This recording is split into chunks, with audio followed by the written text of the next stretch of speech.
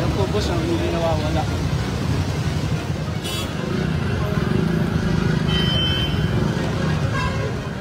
Mapuksan tong main hall.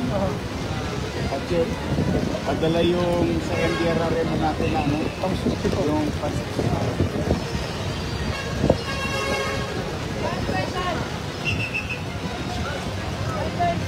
kawawa yung nagmumotor. Yung may nagmumotor. Sila pinakaunang biktima dyan.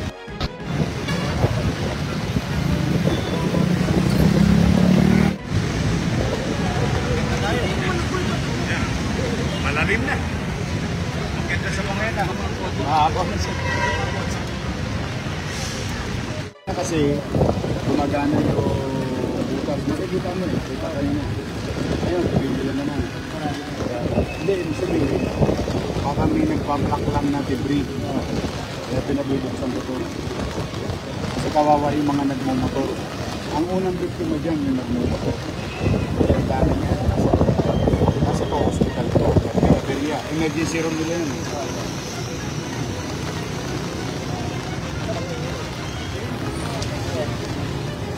Kasi namin payo.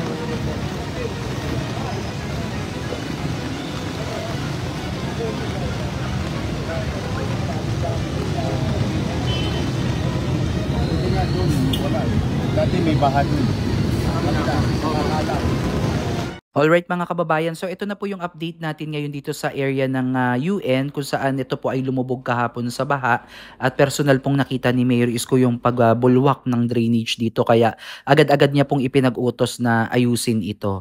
Alright mga kababayan, isang mapagpalang araw po sa inyong lahat at welcome po dito ulit sa ating YouTube channel. So for today's video tayo po ay magkakaroon ng another reaction video dito nga po sa nangyaring pag-i-inspection po ni Mayor Isko kahapon. Diyan po sa pagbaha na nangyari sa kahabaan po ng Taft Avenue, specifically dito po sa lugar ng United Nations, no? Yung pagbulwak ng isang drainage dyan kung saan agad-agad po niyang inutusan si Sir Kenneth Amorao na idalhin itong kanilang equipment na magsisip-sip dito sa naturang baha dito sa area na ito, and also pinabubuksan niya itong main hall na to para makita kung may mga baradong debris or may mga basurang nakabara dyan na naging sanhi po ng pagbaha. So matatandaan natin mga kababayan na lagi naman na nagbabaha dito sa area ng Taft Avenue. Personal nga pong binisita yan ni Mayor Isko upang makita niya yung tunay na sitwasyon ng ilang lugar dito sa Maynila. So after niya po sa Calao ay naglakad lang po sila papunta dyan sa UN at ito nga po yung tumambad sa kanya. So napakagaling ng ginawa ni Mayor Isko dahil na-actionan agad itong problema na ito dahil unang-unang matatamaan nga nito mga kababayan is yung mga motorista natin na gumagamit po ng kanilang mga motor, lalo na yung mga single, no? Dahil delikado po ito. At aside from that, maaaring ito po ay magdulot ng matinding traffic dito po sa area ng Taft Avenue dahil nga kung lulubog itong baha na to dahil sa malakas na ulan, walang tigil na pag-ulan mga kababayan, ay hindi posibleng lumubog itong lugar na to. At alam naman natin itong area ng Taft Avenue talaga ay talagang yan po talaga yung busy area, one of the busiest area dito sa Maynila dahil nandyan po yung dalawang ospital na pribado, andyan din po matatagpuan yung NBI na headquarters, yung pinaka main po nila, and also dito po sa mga kumukuha ng mga police clearance which is dito yung PNP headquarters and many more. Marami ding eskwelahan dyan mga kababayan na malapit na talagang maaaring makaapekto po ayan sa daloy ng traffic and also dun po sa ating mga kababayan na dito po nagtatrabaho or dito po yung destinasyon ng kanilang mga pupuntahan. So So sa ginawa ni Mayor Isko dito sa kanyang live stream ay nabigyan po natin ng babala ang ilan sa mga motorista natin, especially yung mga papunta pa lang, no, na ganito po yung sitwasyon ng lugar, at kung hindi naman importante ang kanilang lakad ay maaari na nilang ipagpaliban muna dahil nga po sa patuloy na pag-ulan, dahil po ngayon ay buwan na po ng tag-ulan at hindi na po natin mapipigilan yan, no. So dito po sa ginawa ni Mayor Isko ay napakagandang hakbang bilang isang pinuno ng punong lungsod ng Maynila. Napaka-importante po nito mga kababayan upang magkaroon ng awareness ang ating mga kababayan. Kasi marami tayong mga nakitang komento kahapon na may mga negatibong komento patungkol nga po dito. Bakit daw ang lungsod daw ng Maynila, ba't daw ang mayor lagi daw naka-live? So yung iba ay minamasama, no? Parang iba ang tingin, bakit kinakailangan pang kumbaga ipagkalandakan sa taong bayan ang ginagawa ng mayor, samantalang sa ibang lungsod naman ay wala naman daw camera, wala naman daw video, wala naman daw nagba-vlog. So parang hinalintulad ito sa mayor sa Pasig, which is kaya Mayor Vico Soto, na hindi nga masyadong nagla-live at wala tayong masyadong update sa social media patungkol po sa mga proyektong ginagawa o aktibidad ni Mayor Vico, dahil nga napakatahimik din po nila doon, pero kumikilos naman din po. So dito naman sa lungsod ng Maynila ay hindi naman din po ganun yung ibig ipahatid ni Mayor Isko, no, na hindi po siya yung parang nagpapakitang tao lang or parang gusto niya lang for the views. No, hindi. No, wag natin sisisihin yung ating punong lungsod na si Mayor Isko, yung aming alkalde, dahil noon pa man nung unang termino pa lang niya ay talagang marami na ang sumusubaybay sa kanya, dahil maraming maraming namangha. So maaaring sa isip ng iba ganun yung pag-iisip nila, pero sa nakakarami ito ay malaking tulong, no, dahil nakikita bilang kami, bilang isang taxpayer, syempre gusto namin nakikita na may ginagawa yung aming gobyerno dito sa Maynila, ang aming mayor, at dapat talaga mismong nagsisimula talaga kay Mayor Isko yung mga gatitong bagay upang lahat ng kanyang mga lahat ng mga employees ng Manila City Hall ay 'di ba, kumbaga kikilos din sila, kumbaga tutularan itong ating alkalde, na kung si mayor nga, 'di ba, hindi nag-i-stay sa kanyang opisina para magpa-aircon lang at magpakape-kape, pakuya-kuyakoy.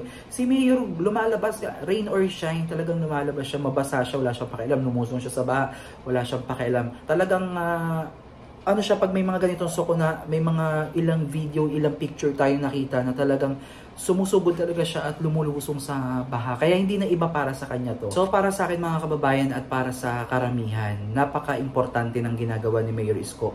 At wala tayong nakikitang any problem doon sa kanyang mga live, sa kanyang mga pinapakitang kanyang mga ginagawa, mga proyekto, programa na lagi nating napapanood at na-update, kasi masarap panoorin, masarap din malaman na ang alkalde ng Maynila ay abala sa pagsasaayos ng ating lungsod, at nakikita natin na transparent talaga itong gobyerno ni Mayor Isko. Kasi kung tutuusin mga kababayan, itong ginagawa ni Mayor Isko ay paglilibot, paglilinis, declogging, pag-iiskoba, pagtatanggal ng mga obstruction sa bangketa. Noon pa po yan mga kababayan, yung kanyang first term. Kasama po tayo doon na naglinis ng kalsada, sumama dyan sa pag-declogging.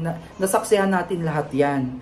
No, wala tayong ibang nakita nung panahon ni Mayor Isko, kundi puro kagandahan, puro para sa Maynila. So kung itinuloy na lang sana yan noon ng dating administrasyon, di sana, kumbaga iba na yung kanyang mga programa, sigurong pagtutuunan, siguro more on livelihood, more on pagpapaganda ng mga lugar, yung mga ganun na lang sana. Kaya lang, syempre parang back to zero na naman tayo, no?